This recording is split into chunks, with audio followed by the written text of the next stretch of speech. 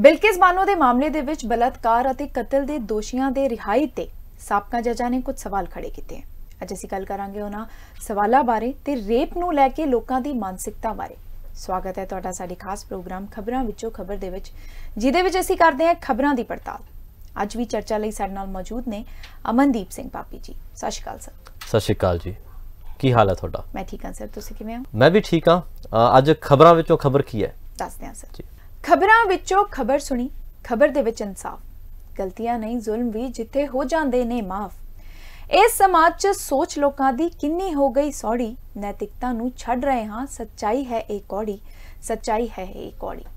Sir, Bilkis Bano ਦੇ ਬਲਾਤਕਾਰ ਮਾਮਲੇ ਦੇ ਵਿੱਚ ਸਾਬਕਾ ਜੱਜਾਂ ਨੇ ਕੁਝ ਸਵਾਲ ਖੜੇ ਕੀਤੇ ਹਨ ਤੇ ਲੋਕਾਂ ਦਾ ਮੰਨਣਾ ਹੈ ਇਹ ਜਿਹੜਾ ਰਿਹਾਈ ਦਾ ਕੇਸ ਹੈ ਦੋਸ਼ੀਆਂ ਦਾ, ਜਿਨ੍ਹਾਂ ਨੇ ਬਲਾਤਕਾਰ ਕੀਤਾ ਤੇ ਜਿਨ੍ਹਾਂ ਨੇ ਕਤਲ ਵੀ ਕੀਤਾ, ਇਹ ਕਾਨੂੰਨ ਲਈ ਇੱਕ ਮਜ਼ਾਕ ਹੈ। देखो, ये केस की जिन्नी चर्चा हो रही है तो जिन्ना क्रिटिसिज्म हो रहा है वो मैनूं लगदा वाजिब है, क्योंकि सिर्फ ये एक रेप का केस नहीं है, ये कतल का भी केस है।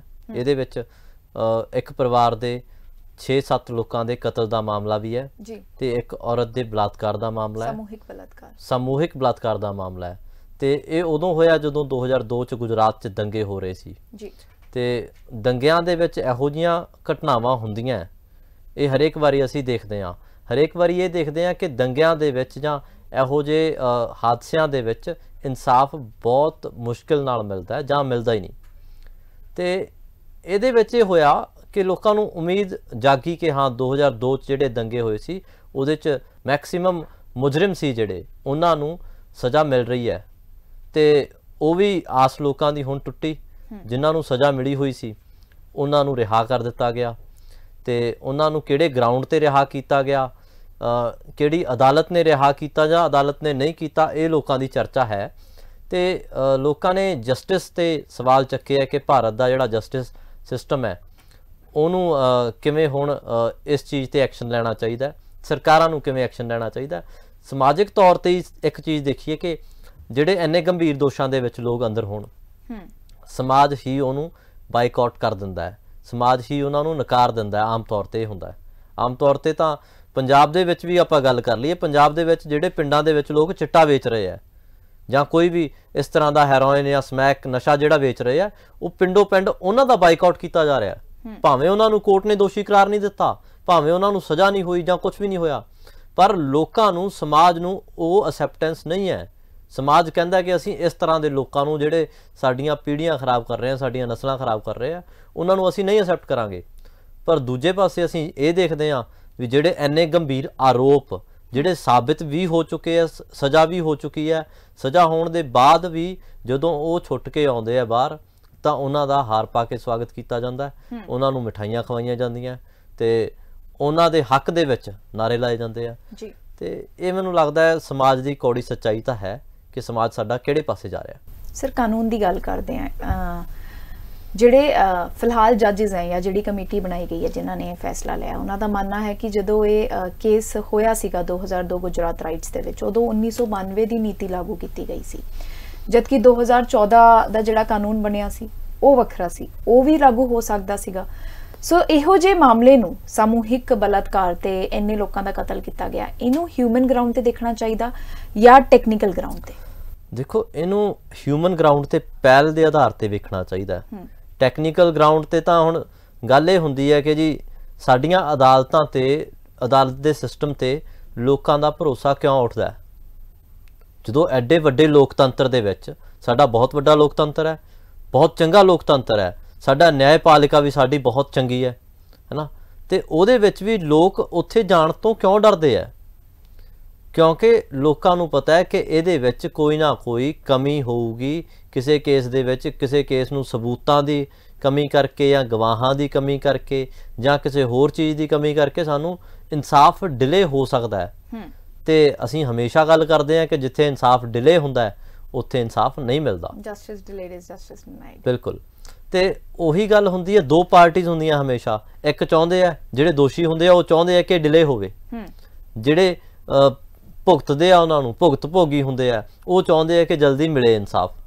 तो जदों भारत के न्यायपालिका की गल करते हैं, कानून की गल करते हैं, उत्थे मैक्सीमम टाइम्स ये हो जाता है ਕਿ ਉਹ ਡਿਲੇ ਕਰਨ ਦੇ ਵਿੱਚ ਲੋਕੀ ਕਾਮਯਾਬ ਹੋ ਜਾਂਦੇ ਆ।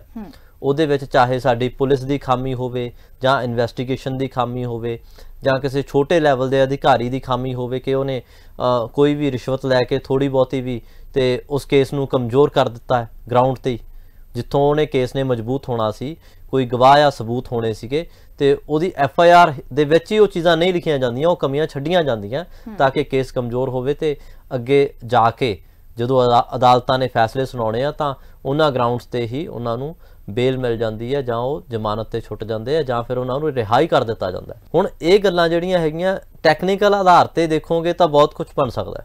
ਟੈਕਨੀਕਲ ਆਧਾਰ ਤੇ ਤਾਂ ਉਹਨਾਂ ਨੇ ਕਮੇਟੀ ਬਣਾਤੀ ਨਾ, ਇੱਕ ਟੈਕਨੀਕਲ ਆਧਾਰ ਤੇ ਤਾਂ ਹੋ ਹੀ ਗਿਆ ਸਭ ਕੁਝ ਕਿ ਜੀ ਇੱਕ ਕਮੇਟੀ ਬਣਾਤੀ ਔਰ ਉਸ ਕਮੇਟੀ ਨੂੰ ਸਾਰੇ ਰਾਈਟ ਦੇਤੇ ਕਿ ਜੇ ਤੁਸੀਂ ਰਿਹਾ ਕਰਨਾ ਤਾਂ ਰਿਹਾ ਕਰ ਸਕਦੇ ਹੋ, ਜੇ ਰੱਖਣਾ ਤਾਂ ਰੱਖ ਸਕਦੇ ਹੋ। ਤੇ ਉਹ ਕਮੇਟੀ ਇੱਕ ਤਾਂ ਕੰਮ ਹੁੰਦਾ ਹੈ ਜਿਹੜਾ ਨਿਆਂਪਾਲਿਕਾ ਦਾ ਹੈ, ਜਿਹੜਾ ਜਸਟਿਸ ਹੋਣਾ ਹੈ, ਜਿਹੜੇ ਕੋਰਟਸ ਨੇ ਜਸਟਿਸ ਕਰਨਾ ਹੈ। ਜੇ ਕੋਰਟ ਦੇ ਵਿੱਚ ਕੋਈ ਦੋਸ਼ੀ ਸਾਬਿਤ ਹੋ ਜਾਂਦਾ ਹੈ ਤਾਂ ਜਾਂ ਤਾਂ ਉਹ ਦੋਸ਼ੀ ਸਾਬਿਤ ਨਾ ਹੋਵੇ ਜਾਂ ਕਮੇਟੀ ਕੋਲ ਇੰਨਾ ਅਧਿਕਾਰ ਹੋਣਾ ਚਾਹੀਦਾ ਕਿ ਕਮੇਟੀ ਉਹਨਾਂ ਦਾ ਕੇਸ ਦੀ ਦੁਬਾਰਾ ਅਪੀਲ ਕਰ ਸਕਦੀ ਹੈ ਤੇ ਇਹ ਸਾਬਿਤ ਕਰ ਸਕਦੀ ਹੈ ਕਿ ਉਹ ਦੋਸ਼ੀ ਨਹੀਂ ਸੀ। ਕਮੇਟੀ ਜਦੋਂ ਇਹ ਸਾਬਿਤ ਕਰ ਦਿੰਦੀ ਹੈ ਕਿ ਉਹ ਦੋਸ਼ੀ ਨਹੀਂ ਸੀ ਤਾਂ ਫਿਰ ਉਹਨਾਂ ਨੂੰ ਛੱਡ ਦਿੱਤਾ ਜਾਵੇ। ਜੇ ਉਹ ਦੋਸ਼ੀ ਹੈਗੇ ਆ, ਜੇ ਕੋਰਟ ਦੇ ਵਿੱਚ ਇਹ ਸਾਬਿਤ ਹੁੰਦਾ ਕਿ ਉਹੀ ਦੋਸ਼ੀ ਹੈ ਤਾਂ ਉਹਨਾਂ ਨੂੰ ਛੱਡਣਾ ਮੈਨੂੰ ਲੱਗਦਾ ਹੈ ਸਮਾਜ ਦੇ ਵਿੱਚ ਵੀ ਇੱਕ ਵਿਤਕਰਾ ਪੈਦਾ ਕਰਨਾ, ਕਿਉਂਕਿ ਕਿੰਨੀਆਂ ਕੁੜੀਆਂ ਇਹੋ ਜਿਹੀਆਂ ਹੈਗੀਆਂ ਜਿਹੜੀਆਂ ਰੇਪ ਵਿਕਟਿਮ ਹੁੰਦੀਆਂ ਤੇ ਉਹਨਾਂ ਨੂੰ ਨਿਆਂ ਨਹੀਂ ਮਿਲਦਾ। ਉਹ ਕਿੰਨੀਆਂ ਕੁੜੀਆਂ ਤਾਂ ਇਹੋ ਜਿਹੀਆਂ ਹੁੰਦੀਆਂ ਜਿਹੜੀਆਂ ਕੋਰਟ ਦੇ ਵਿੱਚ ਜਾ ਹੀ ਨਹੀਂ ਪਾਉਂਦੀਆਂ, ਜਿਹੜੀਆਂ ਪੁਲਿਸ ਕੋਲ ਜਾ ਹੀ ਨਹੀਂ ਪਾਉਂਦੀਆਂ, ਕਿਉਂਕਿ ਉਹਨਾਂ ਨੂੰ ਡਰ ਤਾਂ ਉਹਨਾਂ ਦਾ ਇੱਕ ਹੀ ਹੁੰਦਾ ਕਿ ਜਿਹਨੇ ਰੇਪ ਕੀਤਾ ਹੈ, ਜਿਹੜਾ ਦੋਸ਼ੀ ਹੈ ਉਹ ਛੁੱਟ ਜਾਊਗਾ, ਮੇਰੀ ਬਦਨਾਮੀ ਹੋ ਜਾਊਗੀ। ਕਿਉਂਕਿ ਬਦਨਾਮੀ ਹੋਈ ਉਹ ਵਾਪਸ ਨਹੀਂ ਆਉਣੀ। ਜਿਹੜਾ ਕੇਸ ਦੇ ਵਿੱਚ ਅੰਦਰ ਗਿਆ ਉਹ ਵਾਪਸ ਆ ਸਕਦਾ ਹੈ, ਜਿਹਨੂੰ ਸਜ਼ਾ ਮਿਲੀ ਆ ਉਹ ਵਾਪਸ ਆ ਸਕਦਾ, ਉਹ ਫ੍ਰੀ ਘੁੰਮ ਸਕਦਾ ਹੈ। ਪਰ ਜਿਹੜੀ ਇੱਕ ਵਾਰੀ ਡੈਫੇਮੇਸ਼ਨ ਹੋ ਗਈ ਸੋਸਾਇਟੀ ਦੇ ਵਿੱਚ, ਉਹ ਉਮਰ ਕੈਦ ਵਾਂਗਾ ਉਹ ਉਸੇ ਵਿੱਚੋਂ ਕਦੇ ਨਹੀਂ ਨਿਕਲ ਪਾਊਗੀ। ਤੇ ਇਸੇ ਕਰਕੇ ਕੁੜੀਆਂ ਕੋਰਟ ਦੇ ਵਿੱਚ ਨਹੀਂ ਜਾਂਦੀਆਂ, ਪੁਲਿਸ ਦੇ ਵਿੱਚ ਨਹੀਂ ਜਾਂਦੀਆਂ, ਸੈਕਸ਼ੂਅਲ ਹਰਾਸਮੈਂਟ ਸਹਿੰਦੀਆਂ, ਇਹੋ ਜਿਹੇ ਘਿਨਾਉਣੇ ਅਪਰਾਧ ਵੀ ਸਹਿ ਜਾਂਦੀਆਂ ਆਪਣੇ ਪਿੰਡੇ ਤੇ, ਸੋਸਾਇਟੀ ਮੈਂਟੈਲਿਟੀ ਕਰਕੇ, ਸੋਸਾਇਟੀ ਦੀ ਸਮਾਜ ਦੀ ਮੈਂਟੈਲਿਟੀ ਕਰਕੇ ਉਹਨਾਂ ਨੂੰ ਸੌਖਾ ਲੱਗਦਾ ਹੈ। ਬਿਲਕੁਲ। ਔਰ ਅੱਜ ਜਿਹੜਾ ਇਹ ਫੈਸਲਾ ਲਿਆ ਗਿਆ ਹੈ ਤਾਂ ਇਹ ਸਾਡੀਆਂ ਕੁੜੀਆਂ ਨੂੰ ਹੋਰ ਕਿੰਨਾ ਪਿੱਛੇ ਧੱਕ ਰਿਹਾ ਹੈ, ਸਾਡੀਆਂ ਔਰਤਾਂ ਨੂੰ ਹੋਰ ਕਿੰਨਾ ਪਿੱਛੇ ਧੱਕ ਰਿਹਾ, ਜਿਹੜੀਆਂ ਔਰਤਾਂ ਅੱਜ ਵੀ ਇਸ ਗੱਲੋਂ ਕਿਤੇ ਕੰਪਲੇਂਟ ਨਹੀਂ ਕਰਦੀਆਂ ਸੀ ਕਿ ਸਾਡੇ ਬਾਰੇ ਸਮਾਜ ਕੀ ਸੋਚੂਗਾ ਜਾਂ ਸਾਡੇ ਕਰੈਕਟਰ ਤੇ ਸਵਾਲ ਚੱਕੇ ਜਾਣਗੇ ਜਾਂ ਸਾਨੂੰ ਨਿਆਂ ਨਹੀਂ ਮਿਲੂਗਾ। ਇਸੇ ਨਾਉਮੀਦੀ ਦੇ ਵਿੱਚ ਤਾਂ ਉਹ ਜਾਂਦੀਆਂ ਨਹੀਂ ਕਾਨੂੰਨ ਦੇ ਕੋਲ। ਤੇ ਜੇ ਇਹੀ ਐਗਜ਼ਾਮਪਲ ਸੈੱਟ ਕੀਤੇ ਜਾਣਗੇ ਸਾਡੇ ਸਾਹਮਣੇ ਕਿ ਜੀ ਰੇਪ ਵਿਕਟਿਮ ਵੀ ਹੈ ਜਿਹੜੇ ਜਿਨ੍ਹਾਂ ਨੇ ਮਰਡਰ ਵੀ ਕਰਤੇ, ਉਹ ਵੀ ਕਿਸੇ ਕਮੇਟੀ ਦੇ ਆਧਾਰ ਤੇ, ਉਹ ਵੀ ਕਿਸੇ ਨਾ ਕਿਸੇ ਗਰਾਊਂਡ ਦੇ ਆਧਾਰ ਤੇ, ਕਿਸੇ ਕਾਨੂੰਨ ਦੇ ਵਿੱਚ ਕੋਈ ਵੀ ਰਾਹ ਲੱਭ ਕੇ ਉਹਨਾਂ ਨੂੰ ਵੀ ਰਿਹਾ ਕੀਤਾ ਜਾ ਸਕਦਾ, ਤਾਂ ਮੈਨੂੰ ਲੱਗਦਾ ਹੈ ਇਹ ਮਾੜਾ ਉਦਾਹਰਣ ਪੇਸ਼ ਕੀਤਾ ਜਾ ਰਿਹਾ। ਕਮੇਟੀ ਦੇ ਫੈਕਟਸ ਦੀ ਗੱਲ ਕਰਦੇ ਆ, ਜਿਹੜੇ ਗਰਾਊਂਡਸ ਤੇ ਉਹਨਾਂ ਨੇ ਇਹ ਰਿਹਾਈ ਦਿੱਤੀ ਹੈ। ਕੁਝ ਤਾਂ ਕਹਿਣਾ ਕਿ ਉਹਨਾਂ ਦਾ ਵਿਹਾਰ ਚੰਗਾ ਸੀ, ਇੰਨੇ ਸਾਲ ਤੱਕ ਕੋਈ ਕ੍ਰਿਮੀਨਲ ਬੈਕਗ੍ਰਾਉਂਡ ਨਹੀਂ ਸੀਗਾ, ਤੇ ਕੁਝ ਦਾ ਇਹ ਵੀ ਕਹਿਣਾ ਹੈ ਕਿ ਉਹ ਬ੍ਰਾਹਮਣ ਜਾਤੀ ਦੇ ਨੇ ਤੇ ਉਹਨਾਂ ਦੇ ਸੰਸਕਾਰ ਚੰਗੇ ਸੀ, ਹੋ ਸਕਦਾ ਵੀ ਉਹਨਾਂ ਨੂੰ ਫਸਾਇਆ ਗਿਆ ਇਸ ਮਾਮਲੇ ਦੇ ਵਿੱਚ। ਕਿਸੇ ਦੀ ਜਾਤੀ ਉਹਦੇ ਸੰਸਕਾਰ ਤੈਅ ਨਹੀਂ ਕਰਦੀ ਤੇ ਕਿਸੇ ਦਾ ਵਿਹਾਰ ਉਹਦੇ ਅਪਰਾਧ ਤੈਅ ਨਹੀਂ ਕਰਦਾ। ਤੁਸੀਂ ਕਹਿੰਦੇ ਹੋ ਕਿ ਉਹਨਾਂ ਦਾ ਕ੍ਰਿਮੀਨਲ ਬੈਕਗ੍ਰਾਉਂਡ ਨਹੀਂ ਸੀ ਤੇ ਫਿਰ ਵੀ ਉਹਨਾਂ ਨੇ 7 ਕਤਲ ਕਰਤੇ, ਫਿਰ ਵੀ ਇੱਕ ਕੁੜੀ ਦਾ ਸਾਮੂਹਿਕ ਬਲਾਤਕਾਰ ਕੀਤਾ ਹੈ, ਤਾਂ ਕੀ ਉਹਨੂੰ ਇਸ ਆਧਾਰ ਤੇ ਛੱਡ ਦੇਣਾ ਚਾਹੀਦਾ ਕਿ ਜੀ ਉਹਨਾਂ ਦਾ ਪਹਿਲਾਂ ਉਹਨਾਂ ਨੇ ਕੋਈ ਕ੍ਰਾਈਮ ਨਹੀਂ ਕੀਤਾ, ਅੱਜ ਕੀਤਾ ਹੈ ਤੇ ਅੱਜ ਇਕੱਠਾ ਹੀ ਕਰਤਾ ਉਹਨਾਂ ਨੇ, ਅੱਜ 7 ਕਤਲ ਕਰਤੇ ਉਹਨਾਂ ਨੇ, ਇੱਕ ਪਰਿਵਾਰ ਮਾਰਤਾ ਅੱਜ ਤੇ ਇੱਕ ਕੁੜੀ ਨਾਲ ਸਾਮੂਹਿਕ ਬਲਾਤਕਾਰ ਕੀਤਾ ਹੈ ਤੇ ਉਹ 5 ਮਹੀਨੇ ਪ੍ਰੈਗਨੈਂਟ ਵੀ ਸੀ ਉਸ ਵਕਤ। ਤੇ ਉਹ ਇਹੋ ਜਿਹੇ ਦੋਸ਼ੀਆਂ ਨੂੰ ਤੁਸੀਂ ਇਸ ਆਧਾਰ ਤੇ ਕਿਵੇਂ ਛੱਡ ਸਕਦੇ ਹੋ ਕਿ ਇਹਨਾਂ ਦਾ ਕ੍ਰਿਮੀਨਲ ਬੈਕਗ੍ਰਾਉਂਡ ਨਹੀਂ ਸੀ, ਜਦੋਂ ਕਿ ਤੁਹਾਨੂੰ ਉਹਨਾਂ ਦਾ ਕ੍ਰਾਈਮ ਸਿੱਧਾ ਦਿਖ ਰਿਹਾ ਹੈ, ਸਾਨੂੰ ਦਿਖ ਰਿਹਾ ਸਾਹਮਣੇ ਕਿ ਉਹਨਾਂ ਨੇ ਇਹ ਕ੍ਰਾਈਮ ਕੀਤਾ ਤੇ ਇਹ ਅਸੈਪਟੇਬਲ ਨਹੀਂ ਹੈ। ਉਹ ਕਿਵੇਂ, ਮਤਲਬ ਅਸੀਂ ਕਿਹੜੇ ਆਧਾਰ ਤੇ ਉਹਨਾਂ ਨੂੰ ਛੱਡ ਦਈਏ, ਕਿਹੜੇ ਸੰਸਕਾਰ ਹੈ, ਸੰਸਕਾਰ ਅਸੀਂ ਉਹਨਾਂ ਦੇ ਕਿੱਥੇ ਦੇਖ ਰਹੇ ਹਾਂ? ਜੇ ਤੁਸੀਂ ਸੰਸਕਾਰ ਦਿਖਾਉਣੇ ਆ ਉਹਨਾਂ ਦੇ ਤਾਂ ਤੁਸੀਂ ਕਰ ਦਿਓ ਸਾਬਿਤ ਕਿ ਹਾਂ ਉਹ ਬੇਕਸੂਰ ਹੈ, ਫਿਰ ਅਸੀਂ ਮੰਨ ਜਾਾਂਗੇ ਕਿ ਉਹ ਬੇਕਸੂਰਾਂ ਨੂੰ ਸਜ਼ਾ ਦਿੱਤੀ ਗਈ ਹੈ ਤੇ ਉਹਨਾਂ ਨੂੰ ਨਹੀਂ ਦੇਣੀ ਚਾਹੀਦੀ ਸੀ। ਪੂਰਾ ਦੇਸ਼ ਮਾਫੀ ਮੰਗੂਗਾ ਉਹਨਾਂ ਤੋਂ, ਉਹਨਾਂ 11 ਬੰਦਿਆਂ ਤੋਂ ਪੂਰਾ ਦੇਸ਼ ਮਾਫੀ ਮੰਗੂਗਾ। ਅਸੀਂ ਆਪ ਜਾ ਕੇ ਉਹਨਾਂ ਦੇ ਪੈਰਾਂ 'ਚ ਜਾ ਕੇ ਮਾਫੀ ਮੰਗਾਂਗੇ ਕਿ ਤੁਹਾਨੂੰ ਸਾਡੇ ਸਮਾਜ ਨੇ, ਸਾਡੇ ਨਿਆਂਪਾਲਿਕਾ ਨੇ ਗਲਤ ਸਜ਼ਾ ਦਿੱਤੀ ਹੈ, ਤਾਂ ਕਰਕੇ ਅਸੀਂ ਤੁਹਾਡੇ ਤੋਂ ਮਾਫੀ ਮੰਗਦੇ ਹਾਂ, ਤੁਹਾਡੇ ਇੰਨੇ ਸਾਲ ਬਰਬਾਦ ਕੀਤੇ ਆ। ਉਹਨਾਂ ਨੂੰ ਬੇਦੋਸ਼ ਬੇਕਸੂਰਵਾਰ ਉਹਨਾਂ ਨੂੰ ਸਾਬਿਤ ਕਰ ਦਿਓ। ਸਿੰਪਲ ਗੱਲ ਹੈ ਨਾ, ਜੇ ਉਹ ਕਸੂਰ ਨਹੀਂ ਆ ਉਹਨਾਂ ਦਾ ਤਾਂ ਉਹਨਾਂ ਨੂੰ ਸਾਬਿਤ ਕਰੋ ਤੇ ਪੂਰਾ ਦੇਸ਼ ਉਹਨਾਂ ਤੋਂ ਮਾਫੀ ਮੰਗ ਲੂਗਾ। ਪਰ ਜੇ ਉਹ ਕਸੂਰਵਾਰ ਹੈਗੇ ਆ ਤਾਂ ਉਹਨਾਂ ਨੂੰ ਸਜ਼ਾ ਉਹਨਾਂ ਦੇ ਹਿੱਸੇ ਦੀ ਮਿਲਣੀ ਚਾਹੀਦੀ ਹੈ। ਇਹੋ ਜਿਹੇ ਕੇਸਿਸ ਦੇ ਵਿੱਚ ਸਰ ਜਦੋਂ ਵਿਕਟਮ ਨੂੰ ਕੌਨਫੀਡੈਂਸ ਦੇ ਵਿੱਚ ਨਹੀਂ ਲਿੱਤਾ ਜਾਂਦਾ, ਬਿਲਕਿਸ ਬਾਨੋ ਦੀ ਗੱਲ ਕਰਦੇ ਆ, ਉਹਦੇ ਪਿੱਠ ਪਿੱਛੇ ਫੈਸਲਾ ਲਿਆ ਗਿਆ ਤੇ ਰਿਹਾਈ ਕਰ ਦਿੱਤੀ ਗਈ, ਹੁਣ ਉਹਦੀ ਸਿਕਿਉਰਿਟੀ ਕਿਹਦੀ ਜ਼ਿੰਮੇਵਾਰੀ ਹੈ? ਸਾਡੀ ਸੋਸਾਇਟੀ ਦੀ ਜ਼ਿੰਮੇਵਾਰੀ ਹੈ, ਸਾਡੀਆਂ ਸਰਕਾਰਾਂ ਦੀ ਜ਼ਿੰਮੇਵਾਰੀ ਹੈ। ਜਿਨ੍ਹਾਂ ਸਰਕਾਰਾਂ ਨੇ ਫੈਸਲਾ ਲਿਆ ਉਹ ਸਿਕਿਉਰਿਟੀ ਸਿਰਫ law and order the security ਨਹੀਂ ਹੁੰਦੀ। ਉਹ ਬਿਲਕਿਸ ਬਾਨੋ ਜਿਹੜੀ ਇੰਨੇ ਸਾਲਾਂ ਤੱਕ ਜਿਹਨੇ ਇਹ ਕੁਝ ਹੰਡਾਇਆ, ਜਿਹੜੀ ਮਸਾਂ ਹੀ ਉਸ ਵਿੱਚੋਂ ਨਿਕਲ ਕੇ ਜਾਂ ਉਸ ਦੇ ਵਿੱਚ ਰਹਿੰਦੀ ਹੋਈ ਉਸੇ ਸਰਵਾਈਵ ਕਰ ਰਹੀ ਸੀ ਉਸ ਸ਼ੈਲ ਦੇ ਵਿੱਚ ਰਹਿ ਕੇ ਵੀ, ਉਹ ਸਭ ਕੁਝ ਹੰਡਾ ਕੇ ਵੀ ਸਰਵਾਈਵ ਕਰ ਰਹੀ ਸੀ, ਜਿਹੜੀ ਜਿੰਦਾ ਰਹਿ ਰਹੀ ਸੀ, ਜਿਹੜੀ ਆਪਦੇ ਪਰਿਵਾਰ ਨਾਲ ਰਹਿਣਾ ਸਿੱਖਿਆ ਸੀ ਜਿਹਨੇ, ਉਹ ਹੁਣ ਉਹਦੀ ਸ਼ਕਲ ਅੱਜ ਹਰ ਨਿਊਜ਼ ਪੋਰਟਲ ਤੇ, ਹਰ ਨਿਊਜ਼ ਪੇਪਰ ਤੇ ਦਿਖਾਈ ਗਈ ਹੈ, ਹਰ ਨਿਊਜ਼ ਚੈਨਲ ਤੇ ਦਿਖਾਈ ਗਈ ਹੈ। ਉਹਨੇ ਇਸੇ ਸਮਾਜ ਦੇ ਵਿੱਚ ਰਹਿਣਾ ਤੇ ਉਹਨੂੰ ਫਿਰ ਇੱਕ ਵਾਰ ਫਿਰ ਉਹਨੂੰ ਮਸ਼ਹੂਰ ਕਰ ਦਿੱਤਾ ਗਿਆ ਇਸ ਕਰਕੇ ਕਿ 2002 ਦੇ ਵਿੱਚ ਉਹਦੇ ਨਾਲ ਇਹ ਸਭ ਹੋਇਆ ਸੀ। ਤੇ ਹਾਲਾਂਕਿ ਚਾਹੇ ਉਹਦੀ ਸਹਿਮਤੀ ਦੇ ਨਾਲ ਹੋਇਆ ਹੋਵੇ, ਪਰ ਮੈਨੂੰ ਲੱਗਦਾ ਕਿ ਮੀਡੀਆ ਨੂੰ ਵੀ ਆਪਣੀ ਜ਼ਿੰਮੇਵਾਰੀ ਸਮਝਣੀ ਚਾਹੀਦੀ ਹੈ ਕਿ ਅਸੀਂ ਕਿਹਦੀ ਸ਼ਕਲ ਦਿਖਾਉਣੀ ਹੈ, ਕਿਹਦੀ ਨਹੀਂ ਦਿਖਾਉਣੀ। ਹੁਣ ਉਹਨੇ ਇਸੇ ਸਮਾਜ ਦੇ ਵਿੱਚ ਰਹਿਣਾ। ਇੱਕ ਤਾਂ ਗੱਲ ਇਹ ਹੈ ਕਿ ਉਹਨੂੰ ਅਪਰਾਧੀਆਂ ਤੋਂ ਡਰ ਇਹ ਹੈ ਕਿ ਉਹਦਾ ਕਤਲ ਵੀ ਕੀਤਾ ਜਾ ਸਕਦਾ, ਉਹਦੇ ਪਰਿਵਾਰ ਨੂੰ ਫਿਰ ਨੁਕਸਾਨ ਪਹੁੰਚਾਇਆ ਜਾ ਸਕਦਾ ਤੇ ਹੋ ਸਕਦਾ ਇਸ ਵਾਰੀ ਕੋਈ ਸਬੂਤ ਵੀ ਨਾ ਮਿਲੇ ਜੀ। ਤੇ ਦੂਜੇ ਪਾਸੇ ਉਸੇ ਸਮਾਜ ਦੇ ਵਿੱਚ ਉਹਨੇ ਰਹਿਣਾ, ਸਰਵਾਈਵ ਕਰਨਾ ਹੈ। ਉਹਦੇ ਪਰਿਵਾਰ ਨੇ ਕਮਾਉਣਾ ਵੀ ਹੈ, ਖਾਣਾ ਵੀ ਹੈ, ਉਹਨਾਂ ਨੇ ਕੰਮ ਵੀ ਕਰਨਾ, ਉਹਨਾਂ ਦੇ ਬੱਚਿਆਂ ਨੇ ਪੜ੍ਹਨਾ ਵੀ ਹੈ, ਉਹਨਾਂ ਨੇ ਆਪਦੀ ਜ਼ਿੰਦਗੀ ਬਤੀਤ ਕਰਨੀ ਹੈ। ਤੇ ਜਦੋਂ ਉਹਨਾਂ ਦੇ ਪਰਿਵਾਰ ਨੂੰ ਹੀ ਸਾਹਮਣੇ ਰੱਖ ਦਿੱਤਾ ਗਿਆ ਤੇ ਜੇ ਉਹਨਾਂ ਦਾ ਇੰਟਰਵਿਊ ਵੀ ਕਰਨਾ ਸੀ ਕਿਸੇ ਚੈਨਲ ਨੇ ਤਾਂ ਹੋ ਸਕਦਾ ਸੀ ਕਿ ਉਹਦੀ ਸ਼ਕਲ ਬਲਰ ਕਰ ਦਿੱਤੀ ਜਾਂਦੀ, ਉਹਨਾਂ ਦਾ ਐਡਰੈਸ ਨਾ ਰਿਵੀਲ ਕੀਤਾ ਜਾਂਦਾ। ਤੇ ਇਹੋ ਜਿਹੀਆਂ ਜਿਹੜੀਆਂ ਨਾ ਸਮਝੀਆਂ ਸਾਡੇ ਵੱਲੋਂ ਕੀਤੀਆਂ ਜਾਂਦੀਆਂ, ਸਾਡੀ ਫਰਟਰਨਿਟੀ ਵੱਲੋਂ ਕੀਤੀਆਂ ਜਾਂਦੀਆਂ, ਉਹ ਵੀ ਬਹੁਤ ਕਸੂਰਵਾਰ ਹੈ, ਉਹ ਵੀ ਬਹੁਤ ਨਿੰਦਾਯੋਗ ਹੈ, ਉਹ ਵੀ ਨਹੀਂ ਹੋਣਾ ਚਾਹੀਦਾ। ਕਿਉਂਕਿ ਸੁਸਾਇਟੀ ਦੇ ਵਿੱਚ ਰਹਿਣਾ ਆਦਰ ਸਨਮਾਨ ਸਭ ਦਾ ਅਧਿਕਾਰ ਹੈ, ਚਾਹੇ ਕੋਈ ਕਿਸੇ ਪੇਸ਼ੇ 'ਚ ਹੈ, ਕੋਈ ਕਿਸੇ ਬੈਕਗਰਾਊਂਡ ਦਾ ਹੈ, ਕੋਈ ਕਿਸੇ ਵੀ ਤਰੀਕੇ ਦਾ ਹੈ, ਸਭ ਨੂੰ ਉਸੇ ਤਰੀਕੇ ਨਾਲ ਟ੍ਰੀਟ ਕੀਤਾ ਜਾਣਾ। ਮੈਂ ਤਾਂ ਇਹ ਵੀ ਕਹਿਣਾ ਕਿ ਉਹਨਾਂ 11 ਲੋਕਾਂ ਦੀ ਵੀ ਸ਼ਕਲ ਲੋਕਾਂ ਨੂੰ ਨਹੀਂ ਦਿਖਾਉਣੀ ਚਾਹੀਦੀ, ਉਹ ਵੀ ਪਬਲਿਕ ਨਹੀਂ ਕਰਨੀ ਚਾਹੀਦੀ, ਕਿਉਂਕਿ ਉਹ ਵੀ ਹਿਊਮਨ ਹੈ। ਉਹਨਾਂ ਨੇ ਦੋਸ਼ ਕੀਤਾ, ਦੋਸ਼ੀ ਹੈਗੇ ਆ, ਉਹਨਾਂ ਨੂੰ ਕੋਰਟ ਨੇ ਸਜ਼ਾ ਦੇਤੀ, ਓਕੇ, ਪਰ ਉਹਨਾਂ ਦੇ ਪਰਿਵਾਰਾਂ ਨੂੰ ਜਿਨ੍ਹਾਂ ਦਾ ਕੋਈ ਦੋਸ਼ ਨਹੀਂ, ਉਹਨਾਂ ਦੇ ਬੱਚਿਆਂ ਨੂੰ ਉਹ ਚੀਜ਼ਾਂ ਨਾ ਹੰਡਾਉਣੀਆਂ ਪੈਣ, ਸੁਸਾਇਟੀ ਦਾ ਜਿਹੜਾ ਬਾਈਕਾਟ ਹੈ ਉਹ ਨਾ ਹੰਡਾਉਣਾ ਪਵੇ, ਹੈ ਨਾ, ਸੁਸਾਇਟੀ ਦੇ ਤਾਨੇ ਮਿਹਣੇ ਨਾ ਚੱਲਣੇ ਪੈਣ। ਤੇ ਇਹ ਚੀਜ਼, ਇਹ ਜ਼ਿੰਮੇਵਾਰੀ ਮੈਨੂੰ ਲੱਗਦਾ ਸਾਡੀ ਸਾਰਿਆਂ ਦੀ ਬਣਦੀ ਹੈ, ਮੀਡੀਆ ਦੀ ਬਣਦੀ ਹੈ। ਸੋਸ਼ਲ ਮੀਡੀਆ ਤੇ ਇਹ ਮੰਨ ਸਕਦੇ ਆ ਕਿ ਜਿਨ੍ਹਾਂ ਨੂੰ ਕੋਈ ਐਥਿਕਸ ਦਾ ਨਹੀਂ ਪਤਾ, ਜਿਨ੍ਹਾਂ ਨੇ ਇਹਦੇ ਬਾਰੇ ਪੜ੍ਹਿਆ ਹੀ ਨਹੀਂ, ਜਿਨ੍ਹਾਂ ਨੂੰ ਜਾਣਕਾਰੀ ਨਹੀਂ ਹੈ, ਉਹ ਗਲਤੀ ਕਰ ਸਕਦੇ ਆ।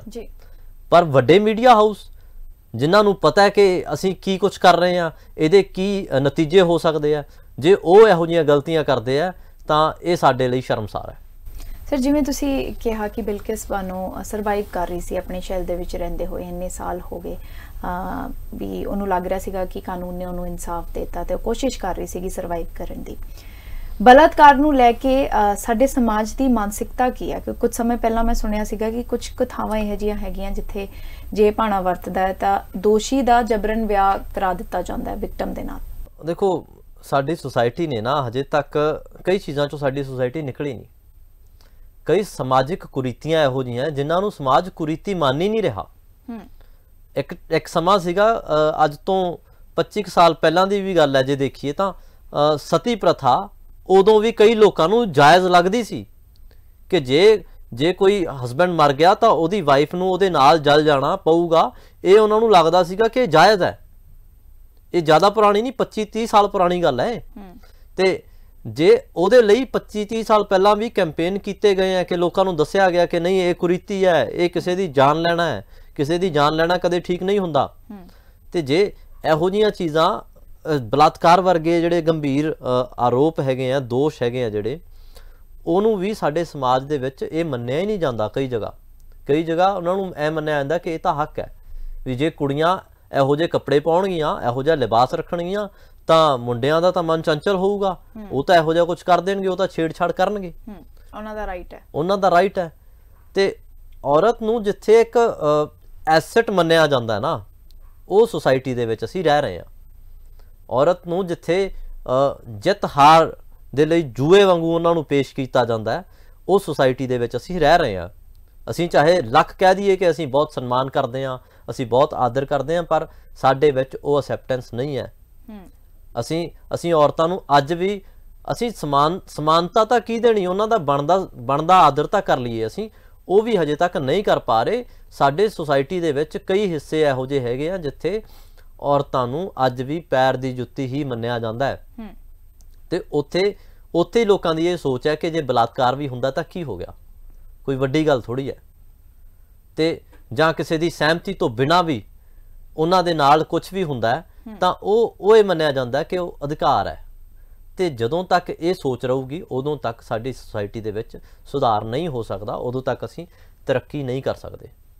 ਇਸ ਤੋਂ ਇਲਾਵਾ ਸਰ ਚੱਲਦੇ ਹਾਂ ਨੈਕਸਟ ਸੈਗਮੈਂਟ ਦੇ ਵਿੱਚ, ਦੇਖ ਲੈਂਦੇ ਹਾਂ ਅੱਜ ਦੀਆਂ ਮੁੱਖ ਖਬਰਾਂ ਕਿਹੜੀਆਂ ਜੀ।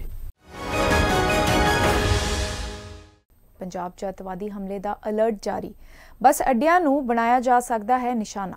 ਪੰਜਾਬ ਦੇ ਅੱਤਵਾਦੀ ਹਮਲੇ ਦਾ ਅਲਰਟ ਜਾਰੀ ਕਰ ਦਿੱਤਾ ਗਿਆ ਹੈ। ਸੂਤਰਾਂ ਮੁਤਾਬਕ ਖਬਰ ਆ ਰਹੀ ਹੈ ਕਿ ਪੰਜਾਬ ਦੇ ਬੱਸ ਅੱਡਿਆਂ ਨੂੰ ਨਿਸ਼ਾਨਾ ਬਣਾਇਆ ਜਾ ਸਕਦਾ ਹੈ। ਸੂਤਰਾਂ ਮੁਤਾਬਕ ISI ਨੇ ਪੰਜਾਬ ਵਿੱਚ ਅੱਤਵਾਦੀ ਹਮਲਿਆਂ ਦੀ ਸਾਜ਼ਿਸ਼ ਘੜੀ ਹੈ। ਪੁਲਿਸ ਦੇ ਨਾਲ CRP ਤੈਨਾਤ ਕਰ ਦਿੱਤੀ ਗਈ ਹੈ। ਇਸ ਦੌਰਾਨ ਅਲਰਟ ਜਾਰੀ ਕਰ ਦਿੱਤਾ ਗਿਆ ਹੈ ਤੇ ਖਬਰ ਹੈ ਕਿ ਪੰਜਾਬ ਦੇ 10 ਬੱਸ ਅੱਡਿਆਂ ਨੂੰ ਨਿਸ਼ਾਨਾ ਬਣਾਇਆ ਜਾ ਸਕਦਾ ਹੈ। ਪੁਲਿਸ ਨੇ ਚੌਕਸੀ ਵਧਾ ਦਿੱਤੀ ਹੈ। ਬੱਸ ਅੱਡਿਆਂ ਤੇ ਰੇਲਵੇ ਸਟੇਸ਼ਨ ਉੱਤੇ ਵਿਸ਼ੇਸ਼ ਚੌਕਸੀ ਵਧਾ ਦਿੱਤੀ ਗਈ ਹੈ। ਭੀੜ ਵਾਲੇ ਸਥਾਨਾਂ ਉੱਤੇ ਵਿਸ਼ੇਸ਼ ਨਜ਼ਰ ਰੱਖੀ ਜਾ ਰਹੀ ਹੈ। ਪ੍ਰਕਾਸ਼ ਸਿੰਘ ਬਾਦਲ ਅਤੇ ਸੁਖਬੀਰ ਬਾਦਲ ਸਭ ਤੋਂ ਗਰੀਬ ਅਕਾਲੀ ਆਗੂ, ਪਾਰਟੀ ਨੇ ਭਰੀ ਸਾਲਾਨਾ ਰਿਟਰਨ। ਸ਼੍ਰੋਮਣੀ ਅਕਾਲੀ ਦਲ ਨੇ ਐਤਵਾਰ ਪਾਰਟੀ ਦੀ ਸਾਲਾਨਾ ਰਿਟਰਨ ਭਰੀ। ਇਸ ਦੌਰਾਨ ਪਾਰਟੀ ਨੇ ਪੰਜਾਬ ਵਿਧਾਨ ਸਭਾ ਚੋਣਾਂ 2022 ਦੌਰਾਨ ਪਾਰਟੀ ਉਮੀਦਵਾਰਾਂ ਬਾਰੇ ਵੀ ਜਾਣਕਾਰੀ ਦਿੱਤੀ ਕਿ ਕਿਸ ਨੂੰ ਕਿੰਨਾ ਫੰਡ ਦਿੱਤਾ ਗਿਆ। ਪਾਰਟੀ ਵੱਲੋਂ ਸਾਲਾਨਾ ਰਿਟਰਨ ਭਰਦਿਆਂ ਪਾਰਟੀ ਦੇ ਪ੍ਰਧਾਨ ਸੁਖਬੀਰ ਬਾਦਲ ਅਤੇ ਸਰਪ੍ਰਸਤ ਪ੍ਰਕਾਸ਼ ਸਿੰਘ ਬਾਦਲ ਸਭ ਤੋਂ ਗਰੀਬ ਆਗੂ ਦੱਸੇ ਗਏ। ਪਾਰਟੀ ਵੱਲੋਂ ਰਿਟਰਨ ਵਿੱਚ ਦਿੱਤੀ ਜਾਣਕਾਰੀ ਦੇ ਖੁਲਾਸੇ ਅਨੁਸਾਰ ਸ਼੍ਰੋਮਣੀ ਅਕਾਲੀ ਦਲ ਦੇ 2022 ਵਿੱਚ 97 ਉਮੀਦਵਾਰਾਂ ਵਿੱਚੋਂ ਇਹਨਾਂ 2 ਉਮੀਦਵਾਰਾਂ ਨੂੰ ਪਾਰਟੀ ਵੱਲੋਂ 30 ਲੱਖ ਰੁਪਏ ਦਾ ਚੰਦਾ ਜਾਰੀ ਕੀਤਾ ਗਿਆ। ਦੱਸ ਦਈਏ ਕਿ ਪ੍ਰਕਾਸ਼ ਸਿੰਘ ਬਾਦਲ ਸੂਬੇ ਦੇ 5 ਵਾਰ ਮੁੱਖ ਮੰਤਰੀ ਰਹਿ ਚੁੱਕੇ ਹਨ। ਮੂਸੇਵਾਲਾ ਦੇ ਪਿਤਾ ਦਾ ਸਰਕਾਰ ਨੂੰ 7 ਦਿਨਾਂ ਦਾ ਅਲਟੀਮੇਟਮ, ਕਿਹਾ ਇਨਸਾਫ ਨਾ ਮਿਲਿਆ ਤਾਂ ਸੜਕਾਂ ਤੇ ਹੋਵੇਗਾ ਪ੍ਰਦਰਸ਼ਨ। ਸਿੱਧੂ ਮੂਸੇਵਾਲਾ ਦੇ ਕਤਲ ਤੋਂ ਬਾਅਦ ਉਸਦੇ ਮਾਪੇ ਪੁਲਿਸ ਦੀ ਜਾਂਚ ਤੋਂ ਖੁਸ਼ ਨਹੀਂ ਹਨ। ਉਹਨਾਂ ਹੁਣ ਸਰਕਾਰ ਖਿਲਾਫ ਮੋਰਚਾ ਖੋਲ੍ਹਣ ਦਾ ਐਲਾਨ ਕੀਤਾ ਹੈ। ਸਿੱਧੂ ਦੇ ਪਿਤਾ ਬਲਕੌਰ ਸਿੰਘ ਨੇ ਕਿਹਾ ਹੈ ਕਿ ਸਰਕਾਰ ਉਹਨਾਂ ਨੂੰ ਜਾਂਚ ਬਾਰੇ ਸਹੀ ਜਾਣਕਾਰੀ ਨਹੀਂ ਦੇ ਰਹੀ। ਸਰਕਾਰ ਨੂੰ 1 ਹਫ਼ਤੇ ਦਾ ਅਲਟੀਮੇਟਮ ਦਿੰਦਿਆਂ ਬਲਕੌਰ ਸਿੰਘ ਨੇ ਕਿਹਾ ਹੈ ਕਿ ਜੇਕਰ ਉਹਨਾਂ ਦੇ ਪੁੱਤਰ ਦੇ ਕਤਲ ਨਾਲ ਅਸਿੱਧੇ ਤੌਰ ਤੇ ਜੁੜੇ ਲੋਕਾਂ ਖਿਲਾਫ ਕਾਰਵਾਈ ਨਾ ਕੀਤੀ ਗਈ ਤਾਂ ਉਹ ਸੰਘਰਸ਼ ਕਰਨਗੇ। ਉਹਨਾਂ ਕਿਹਾ ਕਿ ਜੇਕਰ ਅੰਦੋਲਨ ਵਿੱਚ ਉਹਨਾਂ ਦੇ ਨਾਲ ਕੋਈ ਨਹੀਂ ਹੈ ਤਾਂ ਉਹ ਵੀ ਆਪਣੀ ਪਤਨੀ ਨਾਲ ਅੰਦੋਲਨ ਕਰਨਗੇ। ਬਲਕੌਰ ਸਿੰਘ ਨੇ ਕਿਹਾ ਕਿ ਉਹ ਚੁੱਪ ਨਹੀਂ ਬੈਠਣਗੇ ਅਤੇ ਸੰਘਰਸ਼ ਕਰਨਗੇ। ਹੁਣ ਤੱਕ ਇਹ ਵੀ ਨਹੀਂ ਦੱਸਿਆ ਜਾ ਰਿਹਾ ਹੈ ਕਿ ਕਾਤਲਾਂ ਕੋਲ ਵਿਦੇਸ਼ੀ ਹਥਿਆਰ ਕਿੱਥੋਂ ਆਏ ਨੇ। ਇਸ ਤੋਂ ਪਹਿਲਾਂ ਇੱਕ ਵੀਡੀਓ ਜਾਰੀ ਕਰਦੇ ਹੋਏ ਉਹਨਾਂ ਕਿਹਾ ਸੀ ਕਿ ਸਿੱਧੂ ਮੂਸੇਵਾਲਾ ਦੇ ਕੁਝ ਦੋਸਤ ਉਹਨਾਂ ਦੇ ਕਤਲ 'ਚ ਸ਼ਾਮਲ ਸਨ। ਅਨੁਸੂਚਿਤ ਜਾਤੀ ਦੇ ਉਮੀਦਵਾਰਾਂ ਨੂੰ ਹਰ ਖੇਤਰ ਵਿੱਚ ਬਰਾਬਰ ਮੌਕੇ ਦੇਣ ਦੇ ਉਦੇਸ਼ ਨਾਲ ਚੁੱਕਿਆ ਕਦਮ, ਮੁੱਖ ਮੰਤਰੀ ਦਾ ਬਿਆਨ। ਮੁੱਖ ਮੰਤਰੀ ਭਗਵੰਤ ਮਾਨ ਦੀ ਅਗਵਾਈ ਵਾਲੀ ਪੰਜਾਬ ਸਰਕਾਰ ਨੇ ਦੇਸ਼ ਭਰ ਵਿੱਚ ਇੱਕ ਮੋਹਰੀ ਕਦਮ ਤਹਿਤ ਸੂਬਾ ਸਰਕਾਰ ਵੱਲੋਂ ਭਰਤੀ ਕੀਤੇ ਜਾਣ ਵਾਲੇ ਲਾਅ ਅਫਸਰਾਂ ਦੀਆਂ ਅਸਾਮੀਆਂ ਵਿੱਚ ਰਾਖਵਾਂਕਰਨ ਲਾਗੂ ਕਰਨ ਦਾ ਅਹਿਮ ਫੈਸਲਾ ਲਿਆ ਹੈ। ਇਸ ਸੰਬੰਧੀ ਸ਼ਨੀਚਰਵਾਰ ਨੂੰ ਗ੍ਰਹਿ ਵਿਭਾਗ ਵੱਲੋਂ ਇਸ਼ਤਿਹਾਰ ਜਾਰੀ ਕੀਤਾ ਗਿਆ ਸੀ, ਜਿਸ ਵਿੱਚ ਪੰਜਾਬ ਰਾਜ ਲਈ ਕੇਸ ਲੜਨ ਅਤੇ ਪੰਜਾਬ ਰਾਜ ਦੀ ਨੁਮਾਇੰਦਗੀ ਕਰਨ ਵਾਸਤੇ ਐਡਵੋਕੇਟ ਜਨਰਲ ਪੰਜਾਬ ਚੰਡੀਗੜ੍ਹ ਦੇ ਦਫ਼ਤਰ ਅਤੇ ਲੀਗਲ ਸੈੱਲ ਨਵੀਂ ਦਿੱਲੀ ਲਈ ਲਾਅ ਅਫਸਰਾਂ ਦੀ ਅਸਾਮੀ ਲਈ ਅਨੁਸੂਚਿਤ ਜਾਤੀ ਦੇ ਯੋਗ ਵਕੀਲਾਂ ਤੇ ਉਮੀਦਵਾਰਾਂ ਤੋਂ ਬਿਨੈ ਪੱਤਰ ਮੰਗੇ ਗਏ ਸਨ। ਮੁਕਤਸਰ ਵਿੱਚ ASI ਦੀ ਗੋਲੀ ਲੱਗਣ ਕਾਰਨ ਮੌਤ। ਸ਼੍ਰੀ ਮੁਕਤਸਰ ਸਾਹਿਬ ਵਿੱਚ ASI ਦੀ ਗੋਲੀ ਲੱਗਣ ਕਾਰਨ ਮੌਤ ਹੋ ਗਈ ਹੈ। ਹਾਲੇ ਤੱਕ ਇਹ ਸਾਫ਼ ਨਹੀਂ ਹੋਇਆ ਹੈ ਕਿ ਗੋਲੀ ਕਿਸ ਤਰ੍ਹਾਂ ਲੱਗੀ। ਸ਼ੁਰੂਆਤੀ ਜਾਂਚ ਵਿੱਚ ਇਸ ਨੂੰ ਇੱਕ ਹਾਦਸੇ ਵਜੋਂ ਵੇਖਿਆ ਜਾ ਰਿਹਾ ਹੈ। ਇਹ ਅਧਿਕਾਰੀ ਨਸ਼ਿਆਂ ਖਿਲਾਫ ਮੁਹਿੰਮ ਵਿੱਚ ਤੈਨਾਤ ਸੀ। ਮ੍ਰਿਤਕ ASI ਦਾ ਨਾਮ ਕਾਸਮ ਅਲੀ ਦੱਸਿਆ ਜਾ ਰਿਹਾ ਹੈ। ਪੁਲਿਸ ਮਾਮਲੇ ਦੀ ਜਾਂਚ ਕਰ ਰਹੀ ਹੈ। ਮੌਕੇ ਉੱਤੇ ਪੁਲਿਸ ਦੇ ਸੀਨੀਅਰ ਅਧਿਕਾਰੀ ਪਹੁੰਚ ਚੁੱਕੇ ਹਨ। ਸੋ ਇਹ ਸਨ ਸਰ ਅੱਜ ਦੀਆਂ ਮੁੱਖ ਖਬਰਾਂ। ਅੱਜ ਦੀ ਸਰਕਾਰੀ ਖਬਰ ਦੇ ਵਿੱਚ ਕੀ ਖਾਸ ਹੈ, ਪੜ੍ਹਦੇ ਹਾਂ ਜੀ। 20,78,000 ਬਜ਼ੁਰਗ ਲਾਭਪਾਤਰੀਆਂ ਨੂੰ ਜੁਲਾਈ ਮਹੀਨੇ ਤੱਕ 1494 ਕਰੋੜ 76 ਲੱਖ ਰੁਪਏ ਪੈਨਸ਼ਨ ਰਾਸ਼ੀ ਵੰਡੀ। ਡਾਕਟਰ ਬਲਜੀਤ ਕੌਰ।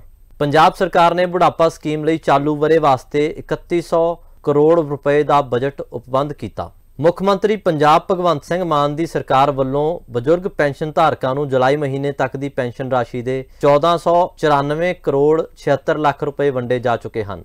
ਇਸ ਸੰਬੰਧੀ ਹੋਰ ਜਾਣਕਾਰੀ ਦਿੰਦਿਆਂ ਸਮਾਜਿਕ ਸੁਰੱਖਿਆ, ਇਸਤਰੀ ਅਤੇ ਬਾਲ ਵਿਕਾਸ ਮੰਤਰੀ डॉक्टर बलजीत कौर ने दस्सिया कि सरकार हर वर्ग के लोगों की भलाई लई वचनबद्ध है।